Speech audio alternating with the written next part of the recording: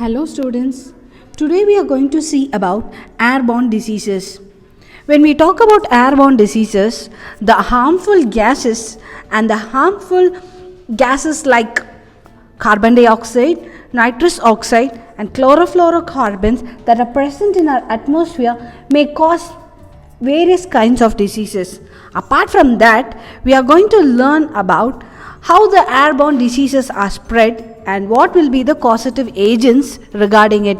Now let us stop here and recall our previous class. In our previous class, we learned about air pollution.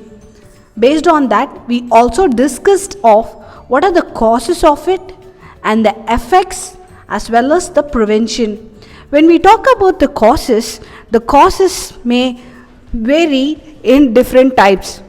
It will be industries and so on, mining industries, and the causes will be mining and the different types of causes, and because of the causes the effects will be of, yes, of course you will get diseases and skin diseases and so on. So here we are going to discuss about airborne diseases.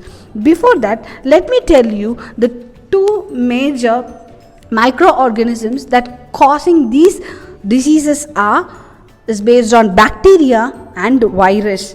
First, let us discuss about bacteria. Bacteria, it is the microorganism that is present in the air. It can be easily communicable and you might get these kind of diseases. Shall we discuss about these diseases?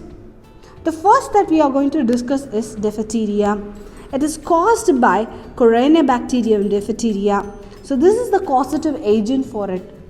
And it generally affects the upper respiratory tracts like nose and throat and causes fever, sore throat and choking of air passage. And the next we are going to discuss is whooping cough. When I talk about whooping cough, it is literally the cough that is caused from the diaphragm. The whooping cough is caused by the causative agents as Rotella pertussis. It also affects the respiratory tract and causes mild fever, severe cough and ending with woof. And these are the two diseases that has been caused by bacteria. The next one we are going to discuss is tuberculosis. Tuberculosis is caused by the bacteria Mycobacterium tuberculosis. When we breathe, the bacteria present in the air gets into the airways and into the lungs and it affects. The infected person can be treated with anti-tuberculosis drugs for a period of 6 months to 1 year. This can be cured. And the next we are going to discuss in detail using the tabular column. The first one is tuberculosis. As we discussed now, the tuberculosis is being caused by the microagent, that is Mycobacterium tuberculosis. The mode of transmission will be a sputum from an infected person, that is a cough that affects in, let's say, the cough that can be affected in the air, and this is how it has been. And the infected organ will be like lungs. The symptoms for it is persistent cough, chest pain, loss of appetite and loss of weight. Next we are going to discuss about diphtheria. Students, we are just recalling what we learned there. The next one is Corynebacterium diphtheria. The mode of transmission is droplet infection and droplet nuclei. The infection droplets, for example, let me tell you what is the droplet infection means. Droplet infections are when a person is when the person or the host that has been affected, like the sweat gland to it will, if it touches the other person, it may be the cause. Then the organs that are affected is upper respiratory tract. The symptoms are fever, sore throat, choking of air passage. Then we are going to discuss about whooping cough.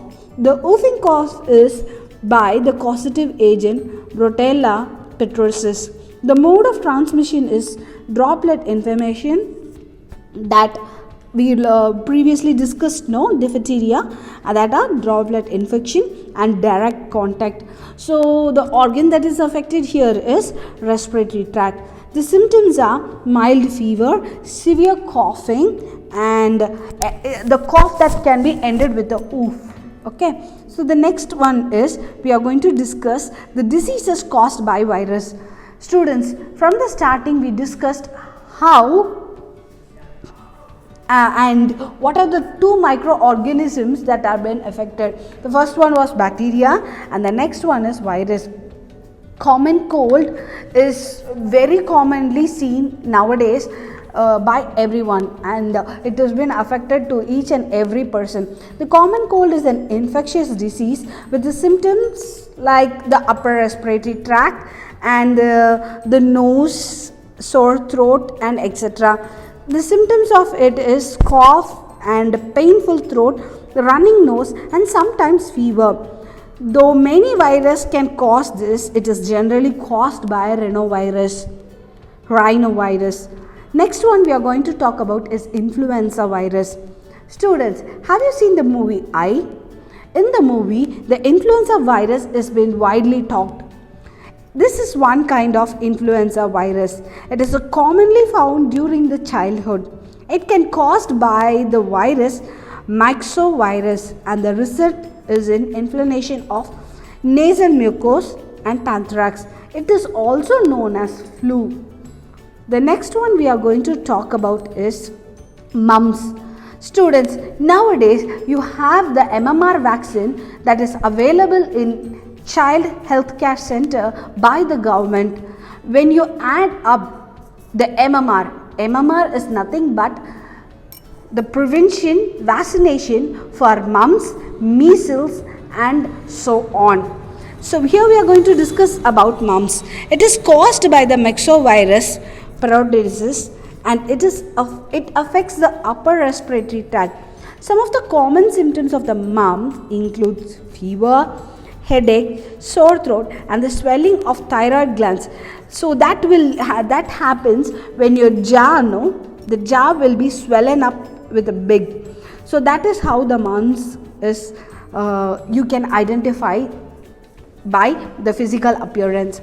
So the thyroid glands, which makes your jaw movement difficult. So that is how your upper cheeks, the lower cheeks will be swollen up. So the next we are talking about chicken pox. It is common among children, but adults also may get it. Affected person will have blisters or spots on the body. Can you see the child over here?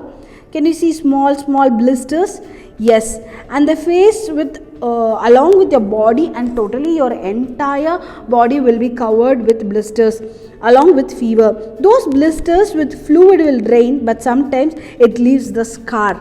So MMR is the vaccine for this mumps and chicken pox. Next we are going to talk about measles. Can you see the skin of the boy? Yes, this is caused by the rubella virus. It is easily caught by the people who are affected.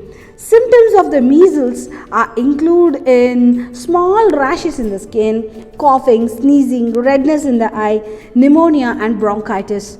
So there is no cure for this disease. Yet people can recover from this proper by having a nice diet and rest. So shall we discuss in detail now, or shall we recap it? Okay, the common cold is caused by the causative agent rhinovirus. The mode of transmission is droplet infection. The tissue the organ that has been affected is upper respiratory tract, okay, or else your nasal chambers. The symptoms are fever, cold, running nose, sneezing, and headache. Influenza. It is caused by the causative organism, myxovirus, and the mode of transmission, droplet infection. So, can you guess what is the organ that affects it? Yes, of course it is respiratory tract, and the symptoms are fever, body pain, cough, sore throat, nasal discharge, respiratory congestion. And the next one we are going to discuss is measles. Measles is caused by the causative organism rubella virus. So the mode of transmission is droplet infection, direct contact with an infected person. So the organ that it affects is respiratory tract infection. So you might have the symptoms by small redness spots or rashes in the skin, coughing, sneezing, redness of eyes, pneumonia and bronchitis. Mumps. Mumps is caused by the myxovirus parodosis. The mode of transmission is droplet infection, contact with an infected person, same as measles. And the upper respiratory tract is affected, an enlargement of thyroid gland and the movement of jaw will be very difficult. So these are the symptoms. Chickenpox, varicella zoster virus. So this is the causative agent for it. The mode of transmission is same as the previous one. So the droplet infection, direct contact with an infected person. So the organ that is affected here is respiratory tract. So the symptoms can be rash of skin and fever and uneasiness. So this is how the many kinds of diseases, and we learned about particularly the causative agent, mode of transition, tissues and an organ affected, and the symptoms.